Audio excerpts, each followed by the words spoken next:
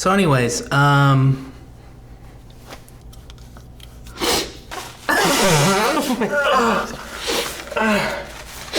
bad?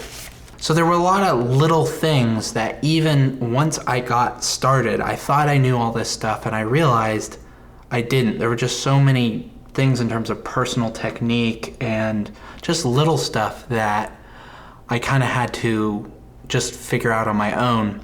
Jessica here has volunteered to go through this process. She has volunteered to really embody me. I think. Did I volunteer for that?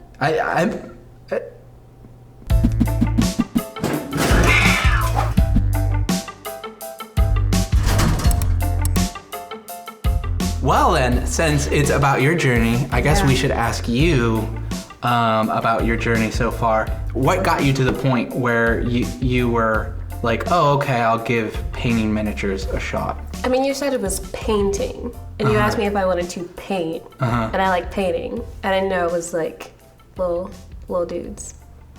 Oh, so you're basically saying I deceived you? No, you omitted a little bit. I admitted a little bit? Omitted. Yeah. Oh, I omitted a little bit. Yeah, it's still fun. Oh, okay. It's cool. Cool. So you don't know if you're gonna really like this or not? I like it so far. Okay. Yeah, so I started with Surastra's painting and watched a little bit of Zombicide, and he talked a lot about like the shading and priming, and priming is a big deal. Just kind of weird because that's not something I do when I like paint a canvas. Right. So that was cool. And I didn't realize how big a deal like the different colored primers were, and like what is it, like the pewter and resin and plastic. I didn't realize how different they were when you were painting. They're different materials. Yeah. Did you do different materials when you were painting canvas? Like were there different types of, I don't know, canvases that you would paint Not really. on? Oh, okay. Yeah, like I'd use like acrylic or watercolor paints, but that was like the most variety. So. So is there anything you're excited about? I really like the Zombicide ones. So just getting to do like the shading and drawing on the blood looked kind of cool. Yeah, it's really more like subjective, I guess, because like you get a blank canvas and you can put whatever you want to on it. But with the miniatures, there's more of a goal in mind, which is nice. So it's kind of like you get to be creative because you're in more of a box and there are more restrictions. Like. So you're not anticipating that your canvas painting is going to give you a huge edge on this? I mean, in terms of like I've used paint before and I know how to use a brush. What an open mind! Yeah? Whoa! Wow! Wow! What was your experience like? Like when you were a guppy? Like like you when I was in your position? Yeah. So in the moment, yeah, I was nervous. I would think I was more nervous than you seem to be now.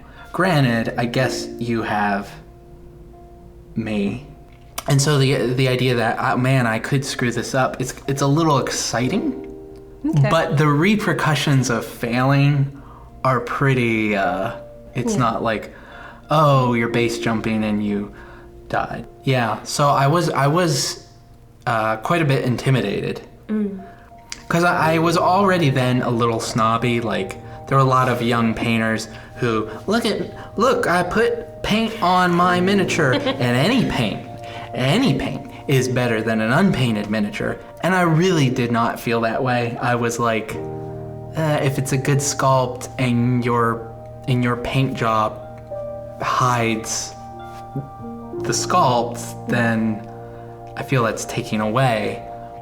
I am a little more sympathetic to the perspective that any paint is better, because you got to start somewhere. I didn't want to waste money. Smart Jacks from Evergreen Basement Systems. Yeah. I didn't want to waste money. I was afraid of wasting money, and Basement Systems today for a free inspection and estimate. like LaShonda was afraid that I'd ruin our Imperial Assault, because she really likes the game. Do you have any advice since you're not? Advice? Yeah. If you really mess up, we can't always strip the miniature unless we put the poly shades Yeah. or something that's oil based on it. Then You can't save it. then yeah. You just have to deal. So it's a time to experiment. It's a time to grow. It's a time to become a woman, really. Oh. Yeah. Because that's what you did. Yeah. What do we do now? It's your show. Is it? So what's next? Priming. All right. Cool. We're gonna prime. Priming it is. And now we are here doing mold lines. So Wait, I have we to do cut it? to. I don't actually know what I'm doing. Did you watch a video about scraping mold lines? Kinda. I mean, they didn't really show what he was doing. He kind of just like, hey, this is what happens. Do you want me to show you? Nah. Yeah.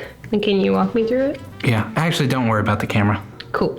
The first one I tried, I lost it. I tried to shave down this top and it went really bad and I chewed it up real bad. You got it? Yeah.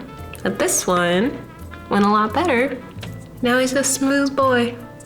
I learned that it's better not to cut with the blade part and use more of a shaving and go backwards. I kind of dug more into it, just kind of scrape out the lines. And on this one, I used more of a backwards motion against the top. So that it didn't scrape into the lines, but it still shaved it a little bit, kind of like a file. And that works a lot better.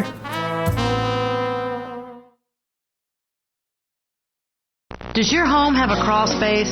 If it does, your floor joist could be giving in to time, moisture, and gravity. You'll walk downstairs and you'll swear, you'll say, see water, and you'll just say, damn it. There's only one name to know. Contact Evergreen Basement Systems today.